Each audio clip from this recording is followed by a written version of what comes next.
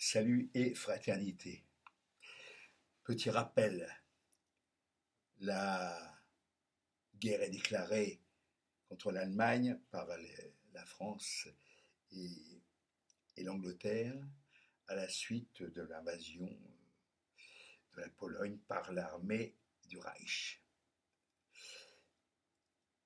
On est en 1939, il y a une période qui s'appelle la drôle de guerre, pendant laquelle les belligérants se regardent, mais il n'y a pas grand-chose qui se passe. Et puis en juin 40, en mai 40, c'est l'invasion, c'est la défaite française, c'est l'invasion de la France par l'armée allemande, par la Wehrmacht. Et c'est un effondrement, c'est un effondrement.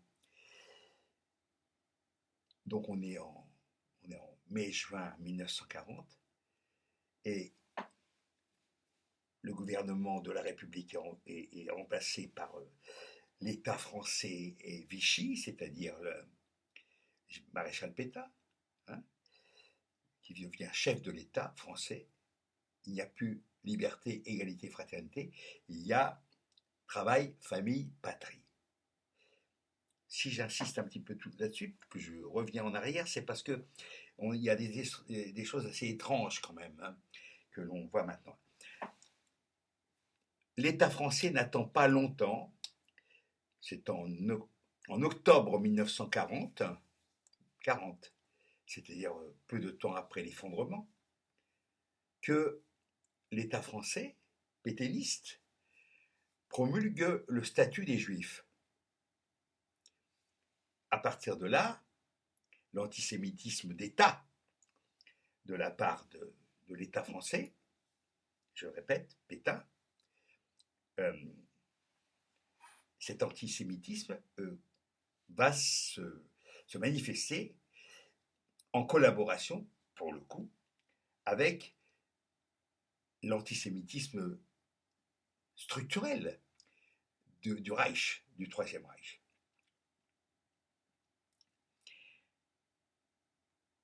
On n'attend pas longtemps, hein. On n'attend pas longtemps pour collaborer avec le Troisième Reich qui occupe la France en partie nord et atlantique, et il y a aussi la zone dite libre, où il y a d'ailleurs des juifs qui se sont réfugiés, quoi. Il y en a beaucoup qui ont fui, mais certains sont restés. Et viendra après le port de l'étoile jaune, enfin, qui stigmatise des juifs qui avaient, certains, fait la guerre sous les drapeaux français, hein, pendant la guerre de 14. Mais bon, on est donc dans l'ignominie totale, et il va y avoir ce qu'on appelle, ce que l'Allemagne, les nazis ont nommé la solution finale, qui consiste à éradiquer tout à fait la population juive d'Europe. On en garde une partie comme esclave, d'accord? C'est valable aussi pour les pays, pour les Slaves qu'on considère comme esclaves. C'est des sous-hommes, simplement ils bossent, il faut les faire bosser. Donc, avant ça, il y a eu le ghetto de Varsovie, où des gens, on a obligé les Juifs à aller se mettre dans le ghetto de Varsovie, et de façon à mieux les exterminer après, et à les faire crever de faim dans un premier temps. Alors, euh, ceux qui ne voient pas, ceux qui aujourd'hui ne voient pas bien la similitude avec ce qui se passe à Gaza et en Cisjordanie, où, je le répète depuis 1949, les Israéliens se comportent comme une armée d'occupation par rapport à un peuple palestinien qui était présent auparavant, autant que les juifs de l'époque et certains chrétiens, etc. Si ceux qui ne voient pas le massacre actuel, je ne sais pas, on en est à 14 000 morts à Gaza depuis l'attaque du Hamas. Et cette espèce de volonté, non pas de vengeance, on est au-delà de la vengeance. On est maintenant de la part de l'État, l'État français et l'État d'Israël, on est maintenant dans une volonté affirmée de débarrasser le territoire d'Israël, de tous les Palestiniens, de les éliminer. Là, on va rentrer dans la solution finale, qui consiste à dégager tous les Gazaouis et les massacrer. On a proposé qu'ils aillent vivre ailleurs. Hein. Bon, en Égypte, il a été question de les déporter. Hein, d'accord ? Voilà.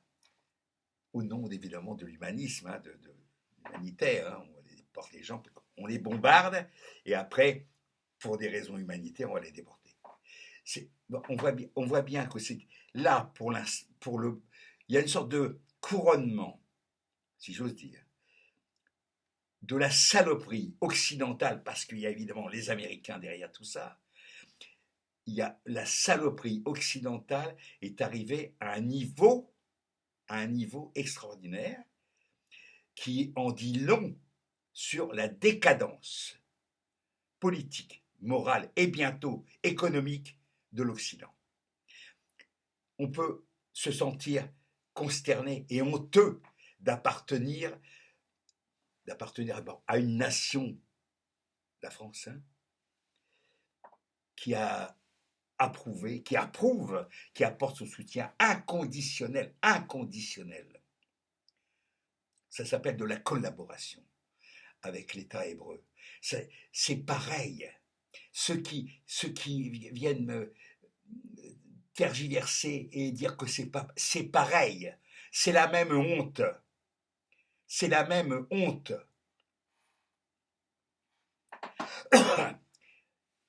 Cela évidemment se paiera, bien entendu. Netanyahou se retrouvera devant un tribunal. C'est forcé. Cela dit, Henry Kissinger ne s'est jamais retrouvé dans un tribunal.